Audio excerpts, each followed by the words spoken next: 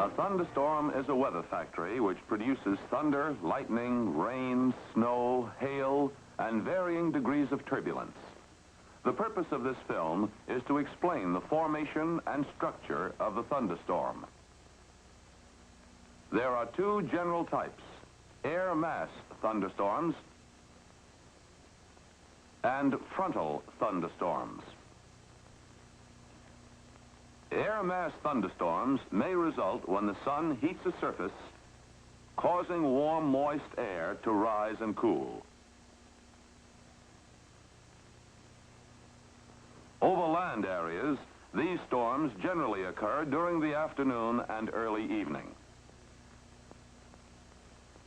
When air moves out over a warmer body of water, the lower layer of air is warmed and rises convectively,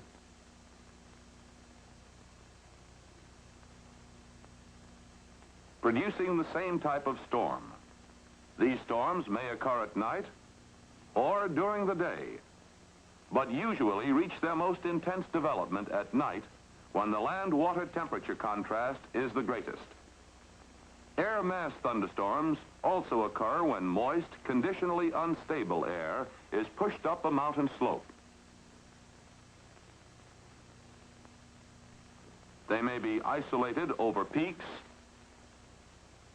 or quite general along the range.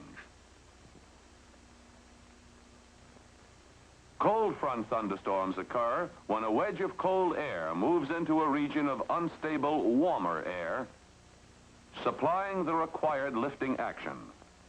These storms generally are concentrated along a front which is often hundreds of miles long. The line appears to be continuous, but between these closely knit storms are clouds of comparatively mild turbulence. Warm front thunderstorms occur when warm, conditionally unstable air flows up the slope of a retreating wedge of colder air. Warm front thunderstorms are difficult to locate because they are masked by other clouds. Generally, they are widely scattered and not as common as cold front thunderstorms.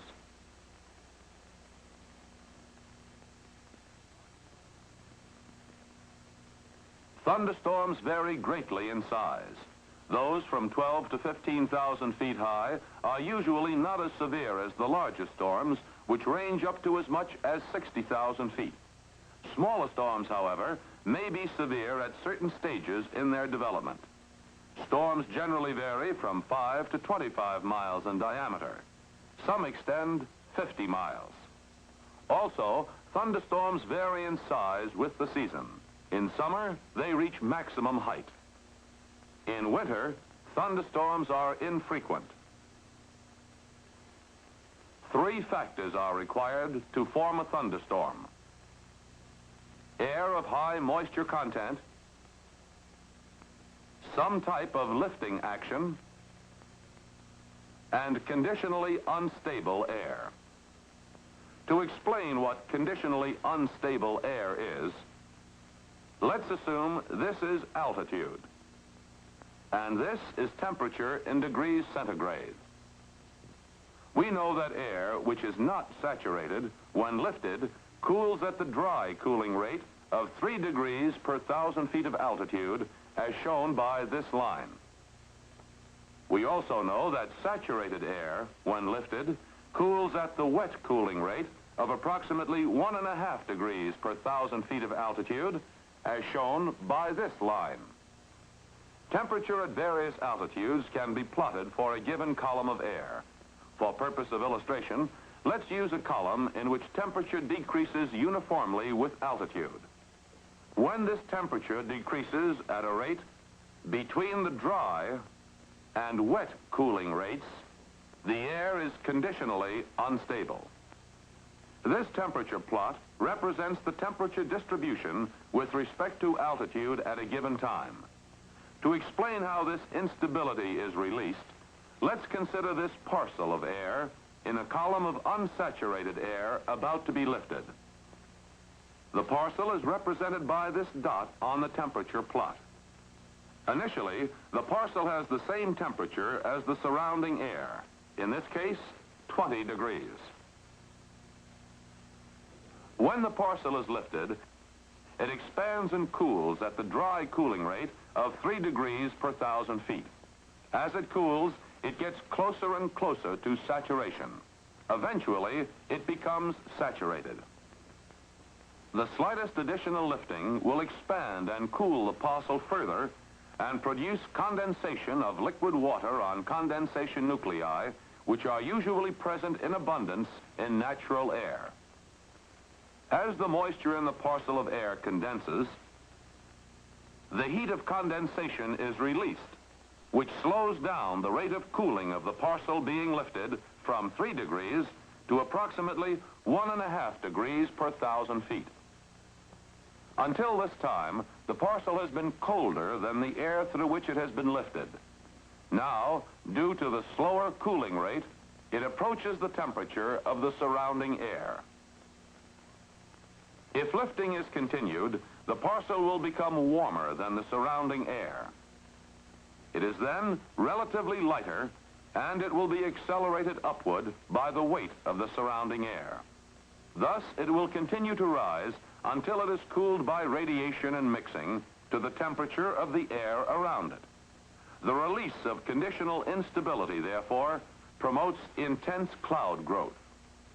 And so these three factors, high moisture content, lifting action, and conditionally unstable air working together may produce a thunderstorm. No matter how thunderstorms are formed and regardless of their size and intensity, the basic characteristics are the same. Within the thunderstorm are one or more regions of vertical drafts called cells. These cells may be as much as 5 miles in diameter, and draft velocities may vary from a few feet to as much as 100 feet per second. In the early stage of development, the cumulus stage, an updraft prevails throughout the entire cell. As it develops further into the mature stage, there is both an updraft and a downdraft. And finally, in the anvil or dissipating stage, there is a downdraft in the lower 2/3 of the cell with little or no vertical motion in the upper third. In and around each draft, the airflow is turbulent. Small eddies or whirling bits of air are driven by and superimposed upon these drafts. Some of these gusts are very small, and some are hundreds of feet in diameter. The frequency of occurrence and intensity of the turbulence encountered is usually greatest between 10 and 20,000 feet. The region of greatest turbulence is associated with the height of the freezing level. Between cells, with their drafts and gusts, are areas of relatively little turbulence. Let's trace the development of a single thunderstorm cell. In the cumulus stage, the updraft is fed by gently converging surface winds. Air is drawn in through the sides of the cell. The cell grows in height.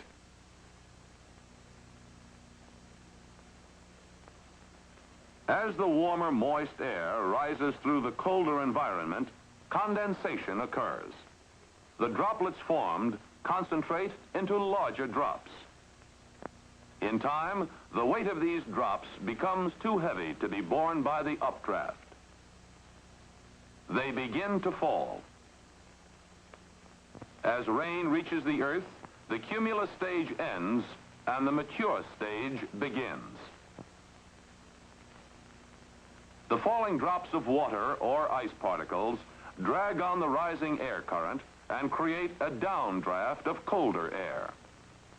This air, being colder than the surrounding air, accelerates in its downward movement. This develops both downward and horizontally at the expense of the updraft. These up and down drafts create gusts whose maximum intensity is at or slightly above the freezing level. Minimum turbulence is encountered in the vicinity of 6,000 feet. The downdraft reaches the Earth as a cold core of air in the rain area, spreading out along the surface. It extends as much as 5 miles in front of the advancing storm cloud, reducing surface temperature and producing strong, gusty surface winds. In the mature stage, rain is found in the lower levels, mixed rain and snow in the middle levels, and snow and ice crystals in the upper levels. During this stage, hail may be encountered occasionally, especially above 10,000 feet. It sometimes falls out of an overhanging cloud into clear air. The downdraft spreads throughout the cell until it cuts off the updraft. This ends the mature stage and begins the dissipating or anvil stage. The updraft vanishes. So does the source of rainfall and energy. Gradually, the rain ceases. The downdraft weakens and turbulence diminishes gradually. This stage of the cell usually is indicated by the anvil shape. However, the appearance of an anvil in a cloud is no indication that it is a dissipating one, since there may be several cells in various stages of development. Every thunderstorm cell passes through these 3 stages: cumulus, mature, and dissipating, producing turbulence, thunder, lightning, rain, hail, snow, and ice crystals. The intensity of any storm is dependent on its stage of development. A multicellular cells which are in various stages of development. Each successive cell tends to attain a greater height because one feeds the next.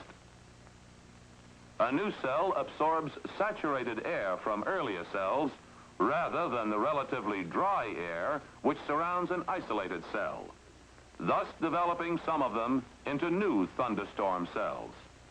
While an isolated thunderstorm cell may last about an hour, a cell which is part of a multicellular storm may endure more than twice as long. The process gradually stops as the 3 basic conditions causing thunderstorm activity disappear. Since the turbulence in a thunderstorm is centered in the vertical draft areas, it is important to determine which regions are storm cells and which are merely masking clouds. Occasionally, this may be done visually. The sun shining through this line of thunderstorms outlines the dark areas, indicating the turbulent storm cells. The storm cells may be revealed by flashes of lightning.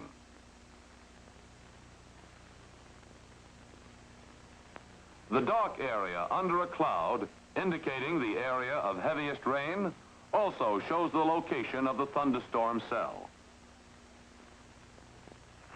Crash static on the radio indicates that there are thunderstorm cells nearby. Radar is being used more and more in the study of thunderstorms, both on the ground and in the air. The storm echoes on the PPI scope indicate the bearing and distance of the thunderstorm area. The direction of movement of a storm cell may be indicated by the characteristic anvil top and shelf of clouds, which may extend many miles in front of the storm. This is the direction in which new storm cells may be expected to develop. This line of thunderstorms, as seen from 18,000 feet, is about 130 miles distant. The anvil tops reach 35,000 feet. The shelf clouds hide the bases from a high-flying plane. They also hide the tops from a low-flying plane.